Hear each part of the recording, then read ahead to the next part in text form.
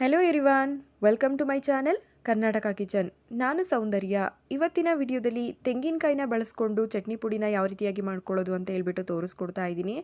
Easy ಮೆಥಡಲ್ಲಿ ತೋರಿಸ್ಕೊಡ್ತಾ ಇರೋವಂಥದ್ದು. ಹಾಗೆ ಇದನ್ನು ಒಂದು ಮಂತು ನಾವು ಸ್ಟೋರ್ ಮಾಡ್ಕೊಳ್ಬೋದು.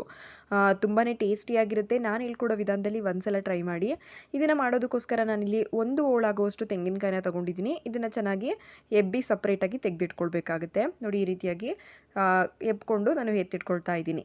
ನಂತರ ಇಲ್ಲಿ ಒಂದು ಕಡಾಯಿಗೆ 1-2 ಟೀ ಸ್ಪೂನಷ್ಟು ಎಣ್ಣೆ ಹಾಕ್ಕೊಂಡು, ನಂತರ ಇದಕ್ಕೆ 2 ಟೇಬಲ್ ಸ್ಪೂನಷ್ಟು ತೊಗರಿಬೇಳೆ, ಹಾಗೆ 1 ಟೇಬಲ್ ಸ್ಪೂನ್ ಆಗೋಷ್ಟು ಉದ್ದಿನಬೇಳೆ, 1 ಟೇಬಲ್ ಸ್ಪೂನ್ ಆಗೋಷ್ಟು ಧನಿಯಾ ಬೀಜ, ಇದೆಲ್ಲನೂ ಕೂಡ ಟೇಬಲ್ ಸ್ಪೂನ್ ಅಳ್ತಿನೇ ಹಾಕ್ಕೊಳ್ಬೇಕಾಗುತ್ತೆ. ಹಾಗೆ 1 ಟೀ ಸ್ಪೂನ್ ಆಗೋಷ್ಟು ಸಾಸಿವೆ, ಇದಿಷ್ಟನ್ನು ಹಾಕ್ಕೊಂಡು ಜಸ್ಟ್ 1 ನಿಮಿಷ ನಾವು ಮೀಡಿಯಮ್ ಉರಿಲಿ ಇಟ್ಬಿಟ್ಟು ಆ ಬೇಳೆಗಳು ಸ್ವಲ್ಪ ಕಲರ್ ಚೇಂಜ್ ಆಗೋವರೆಗೂ ಕೂಡ ಫ್ರೈ ಮಾಡ್ಕೊಳ್ಬೇಕು. ಮೀಡಿಯಮ್ ಉರಿಲಿ ಇಟ್ಟುಬಿಟ್ಟೆ ಮಾಡ್ಕೊಳ್ಳಿ. ಹೈ ಫ್ಲೇಮಲ್ಲಿ ಇಟ್ಟು ಸೀಸ್ಕೊಳ್ಬೇಡಿ. ನೋಡಿ, ಒಂದು ನಿಮಿಷ ಹುರ್ಕೊಂಡಿದ್ದಾದಮೇಲೆ ನೆಕ್ಸ್ಟ್ ಇವಾಗ ಇದಕ್ಕೆ ಒಂದು ಅರ್ಧ ಟೀ ಸ್ಪೂನ್ ಆಗೋಷ್ಟು ಜೀರಿಗೆ, 1 ಟೇಬಲ್ ಸ್ಪೂನ್ ಆಗೋಷ್ಟು ಎಳ್ಳು, ಹಾಗೆ ಸ್ವಲ್ಪ ಹುಳಿಗೆ ಹುಣಸೆಹಣ್ಣನ್ನ ತಗೊಳ್ತಾ ಇದ್ದೀನಿ. ಹಾಗೆ ಖಾರಕ್ಕೆ ಎಷ್ಟು ಬೇಕು ನೋಡಿಬಿಟ್ಟು ಮೆಣಸಿಕಾಯಿನ ಹಾಕ್ಕೊಳ್ಬೇಕಾಗುತ್ತೆ. ನಾನಿಲ್ಲಿ ಒಂದು 7ರಿಂದ 8 ಆಗೋಷ್ಟು ಮೆಣಸಿಕಾಯಿನ ತೊಗೊಂಡಿದ್ದೀನಿ. ಇದಿಷ್ಟನ್ನು ಹಾಕ್ಕೊಂಡಿದ್ದಾದಮೇಲೆ ಮತ್ತೆ ಆ ಮೆಣಸಿಕಾಯಿ ಗರ್ಗರಿ ಆಗೋವರೆಗೂ ಕೂಡ 1-2 ನಿಮಿಷ ಮೀಡಿಯಮ್ ಉರಿಲಿನೇ ಫ್ರೈ ಮಾಡ್ಕೊಳ್ಬೇಕು. ಹೈ ಫ್ಲೇಮ್ ಯಾವುದೇ ಕಾರಣಕ್ಕೂ ಇಟ್ಕೊಂಡು ಸೀಸ್ಕೊಳ್ಬೇಡಿ ಬೇಳೆಗಳನ್ನ.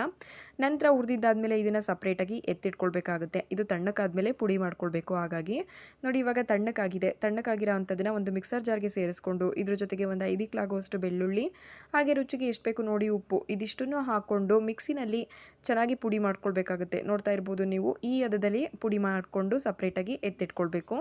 ಮತ್ತು ಈಗ ಇದನ್ನು ನಾನು ಒಂದು ಪ್ಲೇಟ್ಗೆ ಹಾಕ್ಕೊಂಡು ಸಪ್ರೇಟಾಗಿ ಎತ್ತಿಟ್ಕೊಳ್ತಾ ಇದ್ದೀನಿ. ನೆಕ್ಸ್ಟ್ ಇವಾಗ ಅದೇ ಮಿಕ್ಸರ್ ಜಾರ್ಗೆ ಈ ತೆಂಗಿನಕಾಯಿನ ಹಾಕ್ಕೊಂಡು ಕೂಡ ನಾವು ಮತ್ತೆ ಪುಡಿ ಮಾಡ್ಕೊಳ್ಬೇಕು. ಯಾವುದಕ್ಕೂ ಕೂಡ ನೀರು ಸೇರಿಸ್ಕೊಳ್ಬಾರ್ದು, ಹಾಗೇ ಮಾಡ್ಕೊಳ್ಬೇಕು. ನೋಡಿ, ತೆಂಗಿನಕಾಯಿನೂ ಕೂಡ ಮತ್ತೆ ಮಿಕ್ಸರ್ ಜಾರ್ಗೆ ಹಾಕ್ಕೊಂಡು ಪುಡಿ ಮಾಡ್ಕೊಳ್ಳೋಣ. ಈ ರೀತಿಯಾಗಿ ಪುಡಿ ಮಾಡ್ಕೊಂಡಿದ್ದಾಗಿದೆ. ನೆಕ್ಸ್ಟ್ ಇವಾಗ ಚಟ್ನಿ ಪುಡಿ ಮಾಡೋದು ಹೇಗೆ ಅಂತ ನೋಡೋದಾದರೆ, ಮತ್ತೆ ಕಡಾಯಿಗೆ 1 ಟೇಬಲ್ ಸ್ಪೂನ್ ಆಗುವಷ್ಟು ಎಣ್ಣೆ, 1/4 ಟೀ ಸ್ಪೂನ್ ಆಗುವಷ್ಟು ಉದ್ದಿನಬೇಳೆ, ಹಾಗೆ 1/4 ಟೀ ಸ್ಪೂನ್ ಆಗುವಷ್ಟು ಸಾಸಿವೆ, 1/4 ಟೀ ಸ್ಪೂನ್ ಜೀರಿಗೆ, 3-4 ಇಕ್ಕಳಷ್ಟು ಬೆಳ್ಳುಳ್ಳಿ, ಕರಿಬೇವನ್ನ ಹಾಕ್ಕೊಂಡು ಗರ್ಗರಿ ಆಗೋವರೆಗೂ ಕೂಡ ಫ್ರೈ ಮಾಡ್ಕೊಳ್ಬೇಕು. ಇದ್ರ ಜೊತೆಗೆ 1 ಮೆಣಸಿಕಾಯಿನೂ ಕೂಡ ಕಟ್ ಮಾಡಿ ಸೇರಿಸ್ಕೊಳ್ತಾ ಇದ್ದೀನಿ. ಹಾಗೆ 1 ಚಿಟಿಕೆ ಆಗುವಷ್ಟು ಇಂಗನ್ನು ಕೂಡ ಹಾಕ್ಕೊಳ್ಳೋಣ. ಇದಿಷ್ಟನ್ನು ಹಾಕಿದ್ದಾದಮೇಲೆ ಲೋ ಫ್ಲೇಮಲ್ಲಿ ಇಟ್ಕೊಂಡು ಬೆಳ್ಳುಳ್ಳಿ ಹಾಗೆ ಕರಿಬೇವು ಪೂರ ಗರ್ಗರಿ ಆಗೋವರೆಗೂ ಕೂಡ ನಾವು ಚೆನ್ನಾಗಿ ಫ್ರೈ ಮಾಡ್ಕೊಳ್ಬೇಕಾಗುತ್ತೆ. ನೋಡಿ, ಈ ರೀತಿಯಾಗಿ ಕರಿಬೇವೆಲ್ಲ ಚೆನ್ನಾಗಿ ಗರ್ಗರಿ ಆಗಿದ್ದಾದಮೇಲೆ ಸ್ವಲ್ಪ ಅರಿಶಿನ ಹಾಕಿಬಿಟ್ಟು ಮತ್ತೆ ಇನ್ನೊಂದ್ಸಲ ಮಿಕ್ಸ್ ಮಾಡ್ಕೊಳ್ಳೋಣ.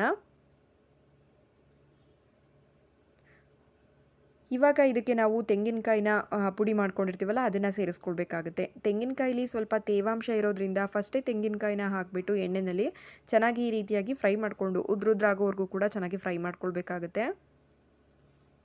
ಆ ತೇವಾಂಶ ಹೋಗೋವರೆಗೂ ಕೂಡ ನೋಡ್ತಾ ಇರ್ಬೋದು ನೀವು. ಇವಾಗ ಸ್ವಲ್ಪ ಡ್ರೈ ಆಗಿ ಅನ್ನಿಸ್ತಿದೆ ಅಲ್ವಾ, ಈ ರೀತಿ ಫ್ರೈ ಮಾಡ್ಕೊಳ್ಬೇಕು. ಈ ಟೈಮಲ್ಲಿ ನಾವು ಇದಕ್ಕೆ ಆ ಬೇಳೆಗಳ ಪುಡಿ ಏನು ಮಾಡ್ಕೊಂಡಿರ್ತೀವೋ ಅದನ್ನು ಸೇರಿಸ್ಕೊಳ್ಬೇಕಾಗುತ್ತೆ.